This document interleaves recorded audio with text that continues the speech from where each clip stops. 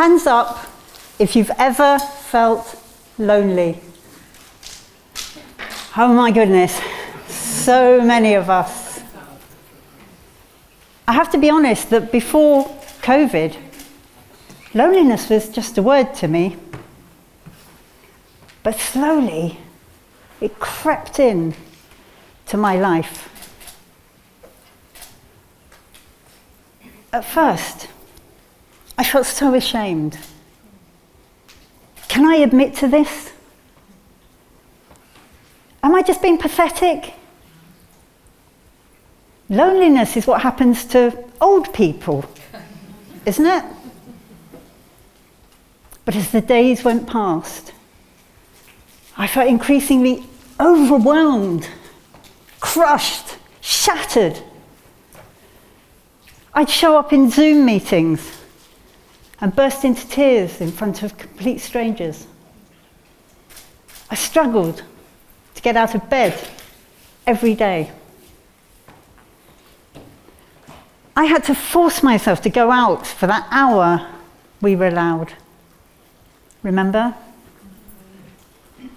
I tried reaching out to friends, but I felt so guilty. They had enough to cope with without worrying about me as well.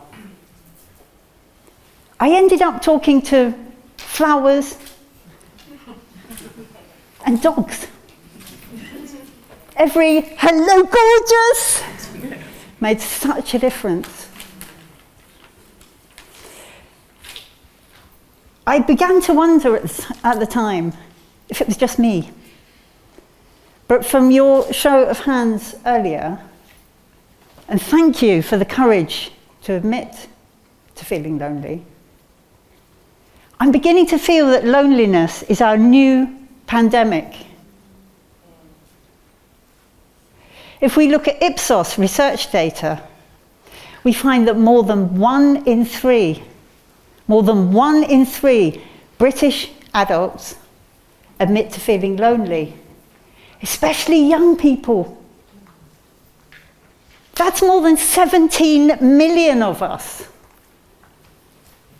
And loneliness affects each of us in different ways. At worst, it brings about premature death. At best, it makes us anxious, grouchy, reluctant to reach out to people who might be able to help us. Loneliness shatters. But it got me wondering, can we prevent it? Desperate for answers, I found myself back in my childhood, reaching out to my mum. I didn't have a typical childhood. I grew up in a care home. Back then we called it an old people's home. And my mum ran the show. She'd taken us all there so that she could be at home to look after me and my two brothers, but also so that she could work at the same time and earn a living. With the old people, we were a 6th-generation household, from 2 to 102 years old. We were like a massive extended family. And my mum was the driving force. Whether you lived there, worked there, or were simply visiting, we were a diverse bunch. Old, young, gay, straight, different religions, different ethnic groups. But we were a community connected by caring and kindness. Community matters. And my mum brought community to life in 3 key ways. First, she created a sense of belonging where everyone felt connected. Second, she had our backs. She made us feel safe. And third, she encouraged us all to be ourselves and feel good about it. So how did she do this? Well, in terms of creating a sense of belonging, she made us all feel at home, appreciated. Everyone was seen and heard.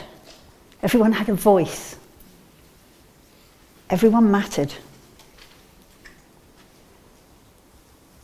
As a child growing up, this gave me a fantastic sense of well-being, but it also taught me something about confidence and responsibility.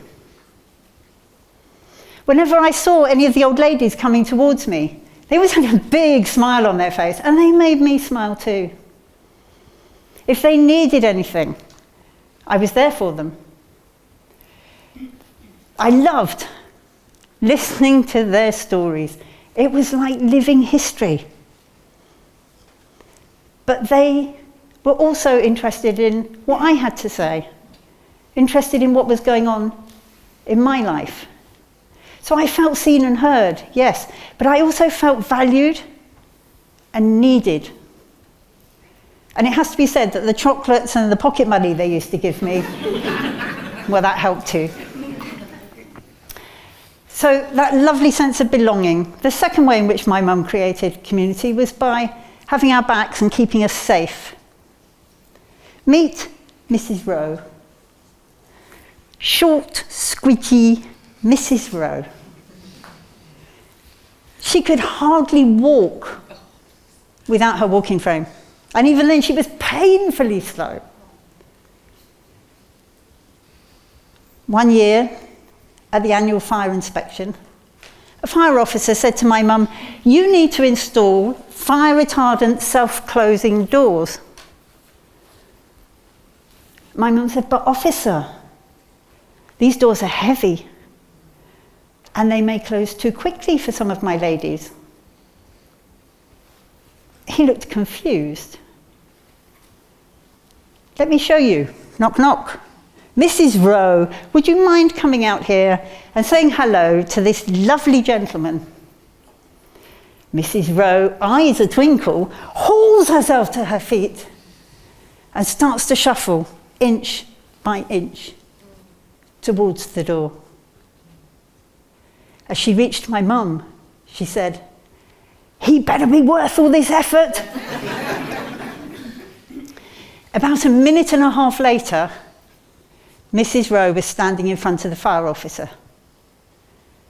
Imagine that heavy door closing on a frail, old Mrs. Rowe. So my mum had our backs. She also created community by encouraging us to be ourselves and feel good about it. This is Elsie. A game girl in her day, I am sure. But now, in her 80s, she was a fine figure of a woman. Tall, elegant, wavy hair that complemented her playful personality. Always beautifully made up. And she liked to wear vibrantly coloured shawls.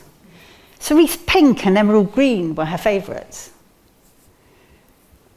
Elsie presided over pre-lunch aperitifs with the Colonel, an army officer, and a gentleman. I used to help her set up. Nibbles and whiskey, always whiskey. In fact, it was Elsie who gave me my first ever glass of whiskey. I was 12. So she saw fit to mix it with orange squash. Don't ever try it. Setup complete, I was dispatched to fetch the Colonel.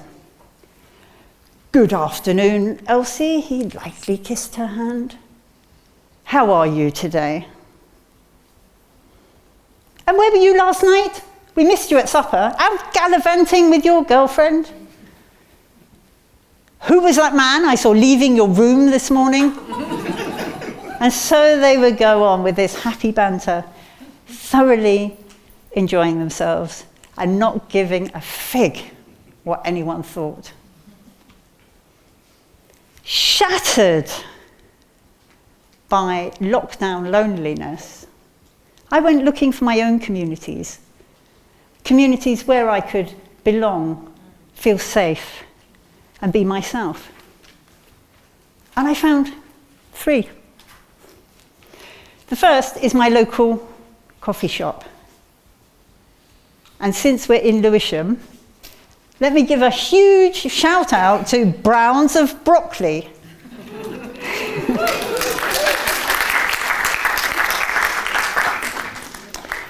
It's very near my house, so I go there most days. It's fun, it's friendly, everyone knows your name. The coffee is beyond delicious, and there are so many other temptations, like cakes and pastries and chocolate things. And it's a place where you can go and be yourself. There are people there for you to talk to. Or you can choose to sit by yourself. If you want to be on your own, there's always a canine friend nearby, ready to gaze at you adoringly. Take a treat and you will have a friend for life. I always leave there stimulated by the coffee, but also the conversation and the kindness. The second community I found was a bridge club. I loved the idea of spending time with people who played the card game that my mum had spent so many years trying to teach me.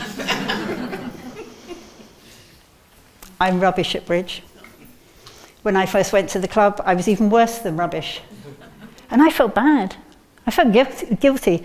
I'm showing up here, ruining their evening, spoiling the bridge, not having a clue what I'm doing. But I made a commitment. I made a commitment that I would show up every week and that I would try and learn to improve my card playing skills.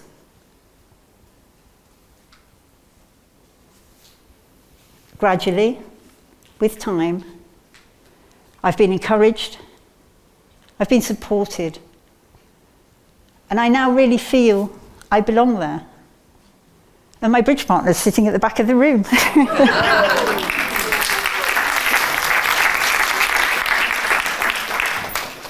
The third community I found is, of course, this fabulous TEDxLewisham.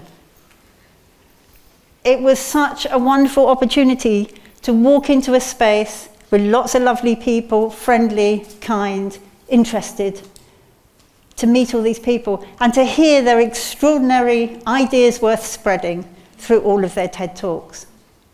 So thank you to TEDxLewisham.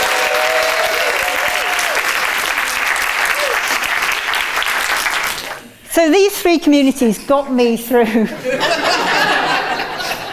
lockdown loneliness, but we're no longer in lockdown. COVID is something that we almost imagine to have disappeared. But we need to remain vigilant, because the risk is still massive.